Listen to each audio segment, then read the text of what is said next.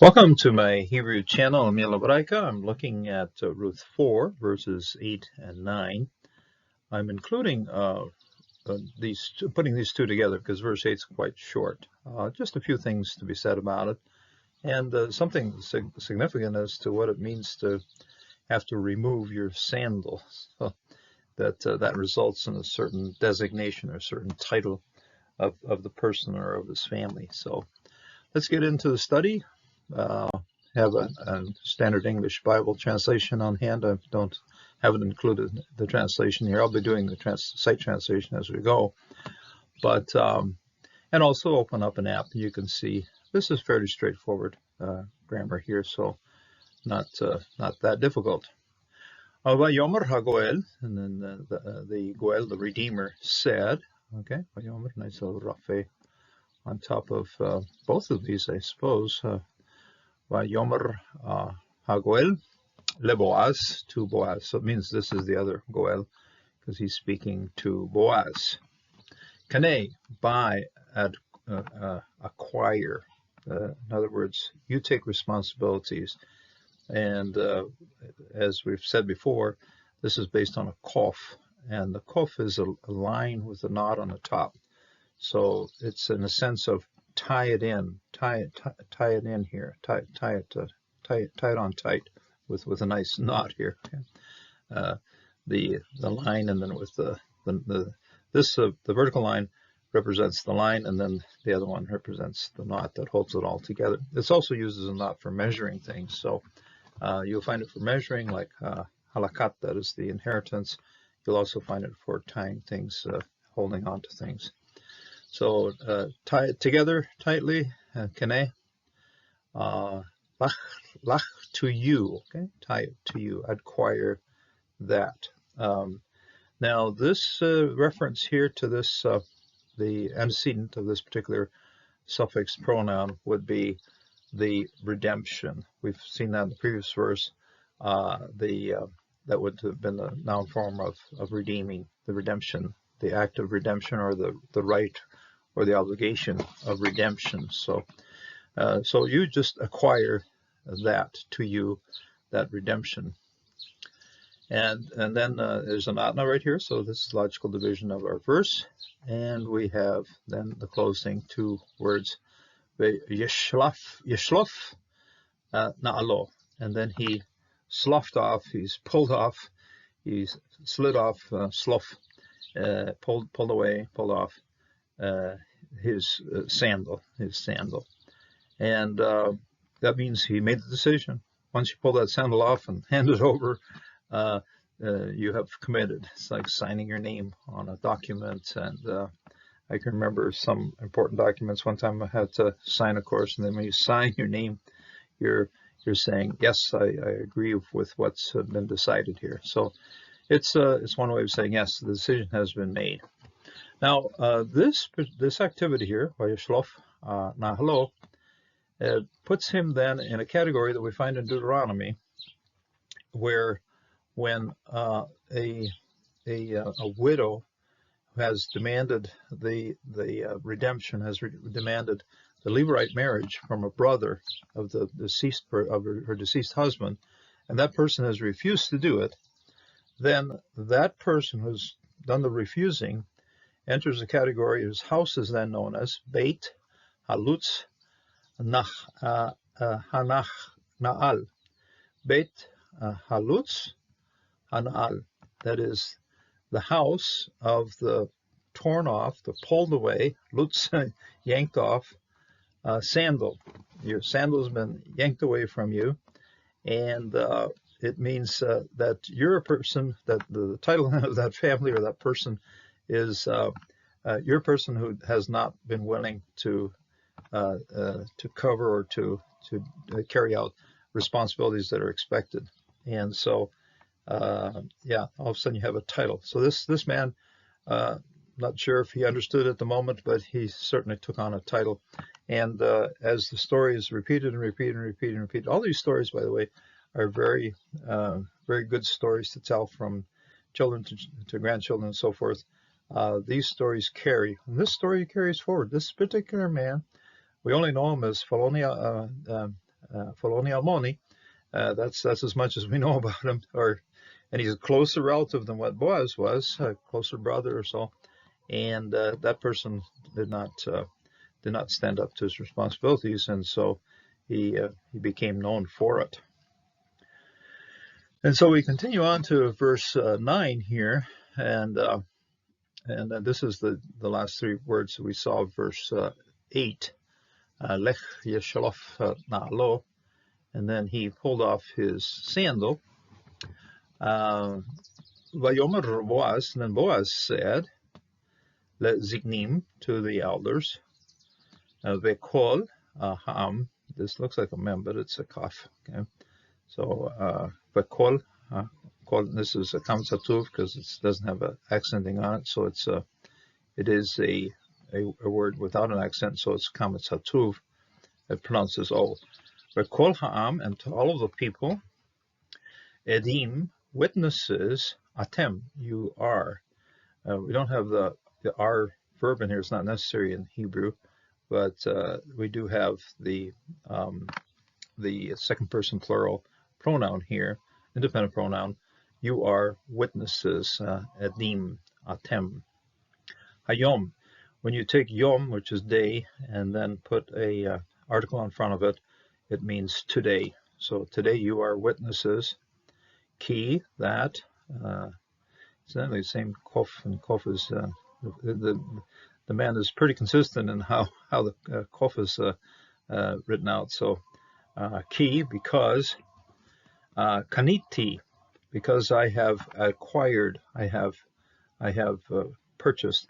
Now we saw kane in verse 8, kaf nun hey.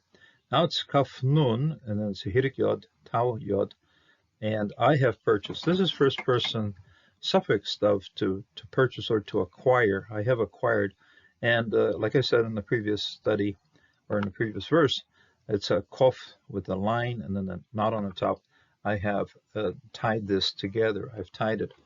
Now it's very interesting to see that at least in this spot, the kaniti, that's the first person, holds. If you have a good memory, you're going to say, okay, you have kaniti. You've had at least 3 or 4 previous first-person singulars, one based on a couple based on Naomi, one based on Boaz. That the Mashra just said, no, they ain't going to hold. That ain't right. Swapped them over to second person, but no, right now, yes, first person singular suffix form holds. Mashra has nothing to say at this point. They agree. This is good. So I have acquired, I have purchased, or I've acquired. I have taken responsibility for, is what it says, and I have tied this together now with a kof. Okay, kaniti. It, the direct object marker here. Kol, that is all. Okay, same kol as over here.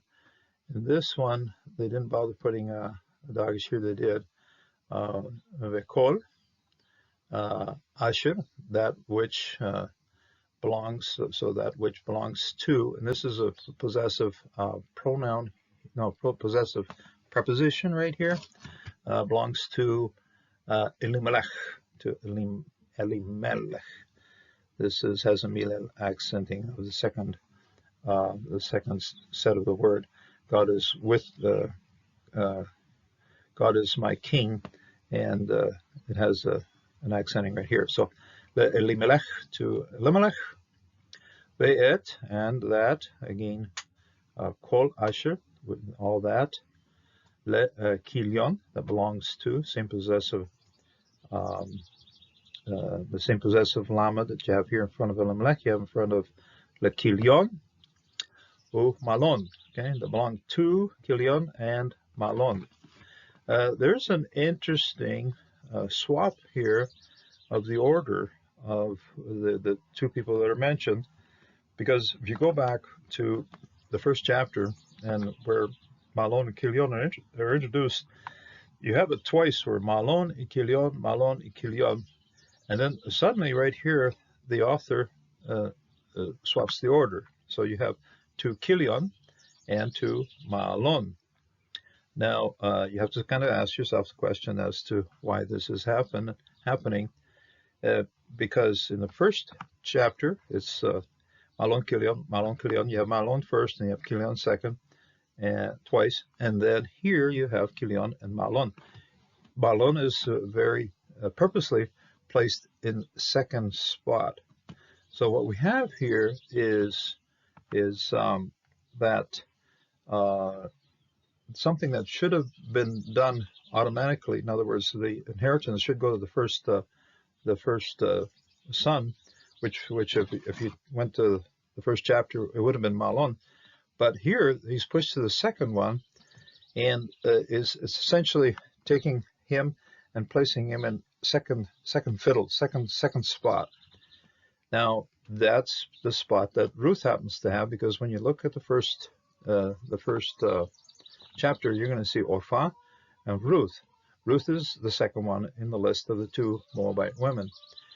And there's a biblical principle operating here, in that the one that should have been getting the inheritance, the one that should have been first in place, the Lord chooses the second one. We see that with Esau and Jacob. We see it big time with the 12 tribes. You see Reuben and all these other people, and the second to last one is Joseph. Now Joseph is the one that's then indicated to take over power. He's the one that God has chosen to lead his people, and we see it in many cases. We see it very clearly with David. Samuel goes down to Bethlehem and says, "Okay, the Lord has told me I have to anoint one of the boys here as king." He goes through the whole list, and whoa, what happens? No, it's the last one that the Lord is selecting. So it's a principle that operates in Hebrew thought, that the one that's first on the list isn't necessarily the one that receives the benefit. It's the one that the Lord chooses. And so it's a nice way of saying, yeah, we're inverting the order here so that we get Mahlon in the second spot, and that's the one that will now count in terms of what happens to the inheritance. So Mahlon. So Chilion, Mahlon, Miyad, from the hand of Naomi, I am now acquiring Kaniti. I'm now obtaining this inheritance with all of its privileges, piece of land attached to it, but also all of its obligations. So, and he then, the next verse 10 here, he's going to get a whole list of all the things that have to be done to reestablish the name,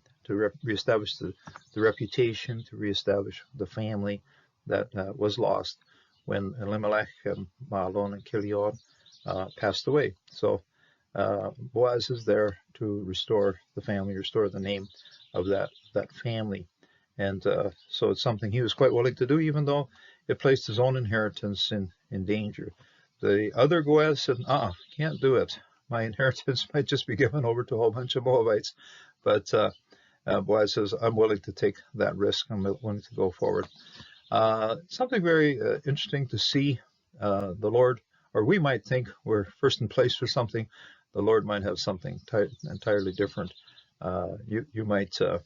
You might find yourself in second spot, but that second spot might be the important one. So because it's all of the Lord's choosing as to what happens with our lives, and as we dedicate our lives to the Lord, even though you find yourself in second spot and second fiddle, this might mean that the Lord has you there to teach you something about what his will is, and he most certainly is willing to pull us from whatever spot we have in society into his will. And I invite you to open your heart to listening to God's will and living it.